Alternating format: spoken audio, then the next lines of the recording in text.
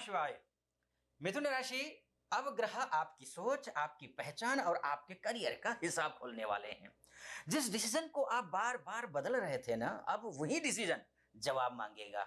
जिस बात को आप बोलकर हल करना चाहते थे, वही बात अब उलझ सकती है। जिस काम में आप बिजी थे, वहां शनि पूछेंगे अब आपसे कि व्यस्त हो या वास्तव में प्रोडक्टिव हो।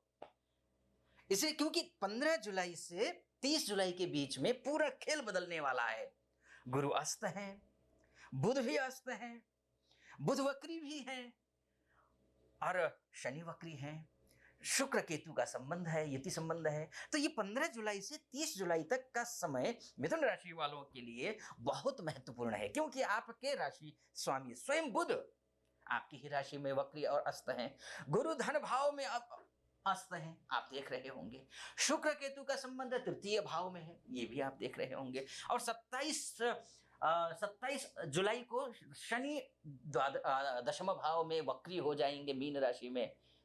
ये वक्री होकर के आपके करियर, कर्म, जिम्मेदारी, पब्लिक इमेज का बड़ा ऑडिट करने वाले हैं। इसको मैं क्यों इस तरीके से कैलकुलेशन करके बताऊंगा मैं आपको। देखिए, मिथुन राशि से बुध पहले ही भाव में यानी कि अपनी ही राशि में है। इसका मतलब क्या है कि शरीर यानी कि आपका जो शरीर है, आपकी पर्सनालिटी है, आपका डिसीजन मेकिंग है, आपका सेल्फ इमेज है और जीवन की दिशा है। बुध मिथुन राशि के स्वामी भी हैं और ये चतुर्थेश भी हैं। आप देख रहे होंगे यहां से मिथुन राशि के भी है और चतुर्थेश भी हैं। यानी आपका माइंड, आपका घर, आपकी इनर स्टेबिलिटी और आपकी पर्सनालिटी सब बुध से जुड़े हुए हैं। लेकिन यही बुध वक्री भी है और अस्त भी हो जाएगा। तो इसलिए इस समय बाहर से आप एक्टिव दिखेंगे, लेकिन अंदर से कंफ्यूजन चल रहा होगा, चल सकता है। कभी लगेगा यही रास्ता सही है, थोड़ी देर बाद लगेगा नहीं, शायद दूसरा रास्ता ठीक था। कभी बहुत बोलने का मन करेगा और फिर अचानक चुप हो जाने का मन होगा। इसलिए शास्त्रीय फलादेश का मूल नियम यही है कि जब राशि से प्रभावित हो तो सबसे पहले व्यक्ति की सोच, हेल्थ, कॉन्फिडेंस और डिसीजन मेकिंग प्रभावित होती है। इसलिए मिथुन राशि वालों के लिए पहला नियम यह है, दूसरों को समझाने से पहले अपनी सोच को स्पष्ट करिए।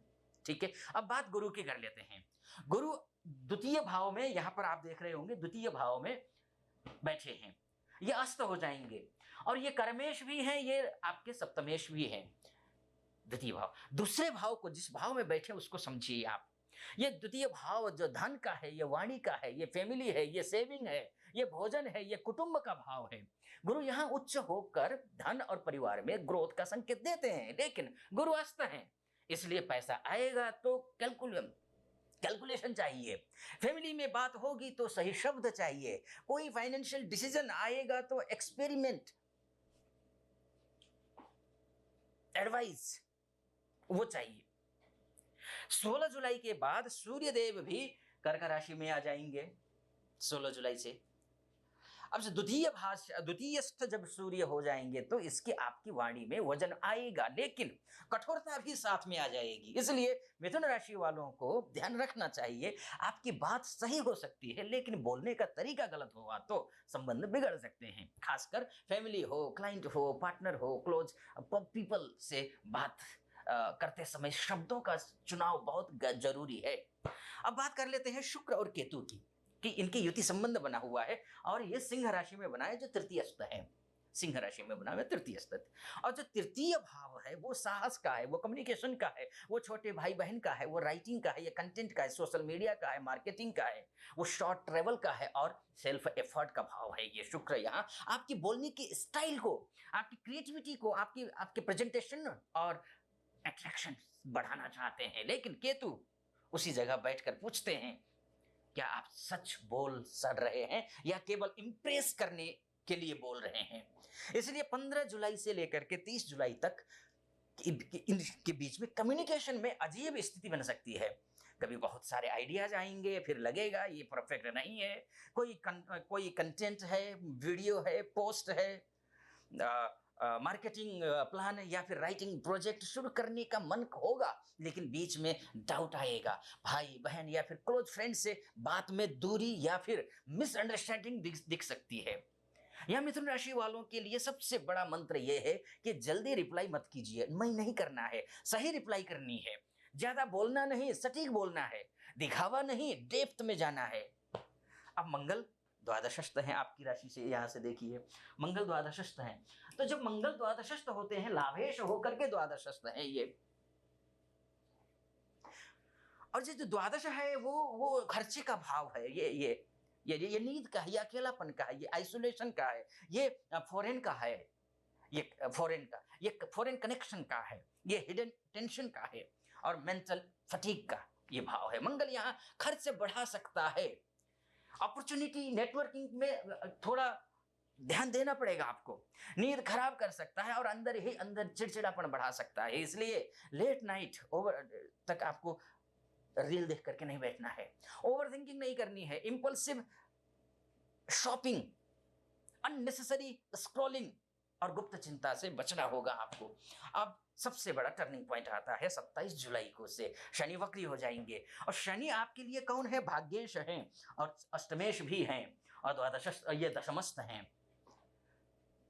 दशम भाव करियर का भाव है, ये कर्म का भाव है, ये प्रोफेशन का भाव है, ये स्टेटस का भाव है, ये अथॉरिटी का भाव है, ये पिता समान व्यक्ति का भाव है, जिम्मेदारी का भाव है, ये पब्लिक इमेज का भाव है।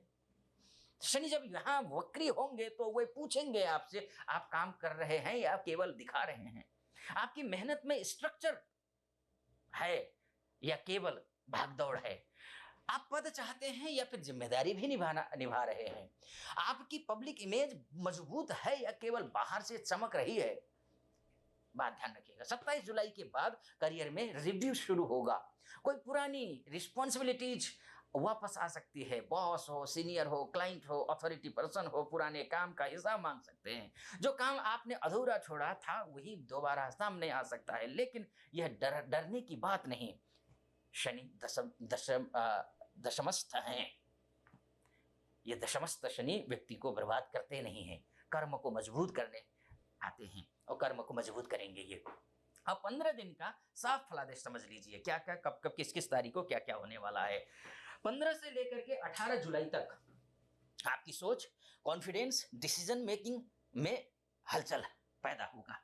19 से लेकर के 24 जुलाई तक पुराना मैसेजेज, पुराना डॉक्यूमेंट, पुरानी बात, घर परिवार या फिर सेल्फ डाउट फिर सामने आ सकता है। 24 जुलाई के बाद बुध जैसे ही मार्गी होगा, इसलिए आपका कंफ्यूजन धीरे धीरे कम होगा। 27 के बाद करियर, रिस्पॉन्सिबिलिटी और पब्लिक इमेज या फिर सीनियर ऑडिट शुरू होगा। पूरे पीरियड में शुक्र केतु कम्युनिकेशन और सिबलिंग्स और कंटेंट मार्केटिंग इत्यादि की ये परीक्षा लेंगे, साहस की परीक्षा लेंगे, तृतीय स्थान। अब मेरी तरफ से आपको क्या मार्गदर्शन है वो आप सुन लीजिए। पहला पॉइंट आपके लिए करना चाहिए, मेरा सुझाव है ये, 15 से लेकर 24 तक कोई बड़ा डिसीजन कंफ्यूजन में मत लीजिए। पहले लिखिए, सोचिए, फिर डिसीजन लीजिए। दूसरा point, important message, mail, document, agreement या फिर पेमेंट डिटेल में जाकर 2 बार 4 बार चेक करिए। बुध आपकी ही राशि में वक्री और अस्त है, इसलिए छोटी गलती बड़ा असर दे सकती है, ध्यान रखिएगा। तीसरा पॉइंट, फैमिली और क्लाइंट कम्युनिकेशन में शब्द संभालिए। बोली एक अनमोल है, जो कोई बोल न जान, ये तराजू तौल के तब मुख बाहर आन। संभालिए। गुरु सूर्य दूसरे भाव में है, द्वितीयस्थ है, आपकी वाणी को प्रभावशाली तो बनाएंगे लेकिन कठोर भी कर सकते हैं। चौथा point, content, media, teaching, writing, marketing या फिर पब्लिक स्पीकिंग से जुड़े लोगों के लिए यह समय पावरफुल है, लेकिन शर्त है कॉपी नहीं, क्लैरिटी, दिखावा नहीं, सच्चाई होनी चाहिए। पांचवा पॉइंट, करियर में 27 जुलाई के बाद डिसिप्लिन बढ़ाइए, काम का प्रूफ रखिए, अधूरे काम पूरे कीजिए, सीनियर या फिर बॉस से उलझने की जगह परफॉर्मेंस मजबूत कीजिए। छठा पॉइंट, नींद और खर्च पर नियंत्रण रखिए। 12वें भाव का मंगल एनर्जी लीक करता है, ये कर सकता है, इसलिए रात में फोन चलाना, अननेसेसरी ऑनलाइन खर्चा और ओवर थिंकिंग कम करिए। अब मानकर चलिए कि ये सब कुछ आपने सुन लिया, लेकिन आपकी कुंडली में ग्रह कमजोर हो और संघर्ष चल रहा हो, जीवन में खत्म ही नहीं हो रहा है, तो कुंडली क्या कहती है? अगर इस बारे में चर्चा करना चाहते हैं आप देश में हैं, विदेश में हैं, महिला हैं, पुरुष हैं, कोई भी हो, नीचे नंबर है, उस नंबर पर कॉल कर सकते हैं, व्हाट्सएप कर सकते हैं, मैं स्वयं आपकी कुंडली का विश्लेषण करूंगा। ठीक है जी। और हाँ, अभी तक आपने सब्सक्राइब नहीं किया, पहली बार देख रहे हैं और सब्सक्राइब नहीं किया है, फॉलो नहीं किया है, तो सब्सक्राइब फॉलो तुरंत कर दीजिए, फटाफट कर दीजिए और लाइक कर दीजिएगा वीडियो को, और शेयर करना बिल्कुल मत भूलिएगा अपनों के बीच में, और कमेंट बॉक्स में हर हर महादेव अवश्य लिख दीजिए। चलिए आइए आगे चलते हैं। उपाय के रूप में बुधवार को भगवान गणेश जी की पूजा करिए और ओम गंग गणपतये नमः इस मंत्र का जाप करिए। कोई इंपोर्टेंट मैसेज भेजने से पहले दोबारा पढ़िए। गुरुवार को गुरुजनों का, बड़े बड़े बुजुर्गों का, गुरुवार को केवल क्यों, हर बार, हर समय, हर क्षण सम्मान करिए। शुक्रवार को कम्युनिकेशन में स्वीटनेस रखिए। शनिवार को अपने काम के लिस्ट बनाकर अधूरे काम पूरे करने का संकल्प लीजिए। और अंत में मिथुन राशि वालों के लिए सबसे महत्वपूर्ण बात यह है, यह समय आपकी पहचान कमजोर करने नहीं आया है, आपकी दिशा साफ करने के लिए आया है। यह समय आपकी वाणी रोकने नहीं आया है, आपकी बात को वजन देने आया है। यह समय करियर में रुकावट देने नहीं आया है, आपको असली जिम्मेदारी समझाने आया है।